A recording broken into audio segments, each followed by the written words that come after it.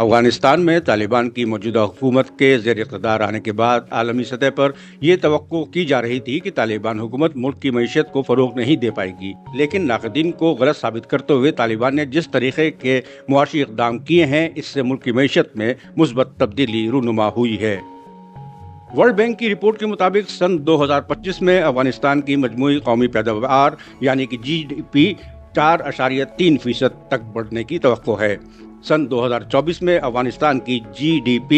2.5% تھی۔ World bank نے خبردار کیا ہے کہ افغانستان میں آبادی میں اضافہ جو 2025 تک تقریباً 6.8% ہوگا، فی کس GDP کو تقریباً 4% کم کر سکتا ہے۔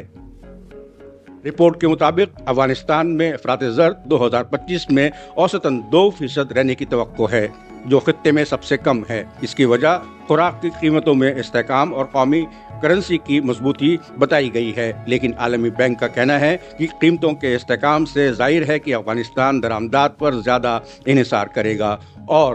بیرونی معاشی جھٹکوں سے معیشت کمزور ہو سکتی ہے۔ مجموعی طور پر یہ کہنا غلط نہیں ہوگا کہ جس طریقے سے طالبان حکومت نے اپنے ناقدین کو غلط ثابت کیا ہے، اس سے ان کی سیاسی اور معاشی سوجھ بوجھ کا اندازہ ہوتا ہے۔ کچھ غیر جانبدار رپورٹوں کے مطابق افغانستان حکومت نے ملک کے مرکزی علاقے میں آب پاشی کے نظام کو مستحکم کیا ہے، پرانے ناتکمیل شدہ زرعی پروجیکٹس کو پائے تکمیل تک پہنچایا ہے، اس کے علاوہ بدعنوانی پر کنٹرول کیا ہے اور دیگر ملکوں کے ساتھ باہمی تجارت کو کافی فروغ دیا ہے، جس کا مجموعی اثر ملک کی معیشت کی شاندار کارکردگی پر پڑا ہے اور اس کے ذریعے اس کا ثمر سب کے سامنے ہے۔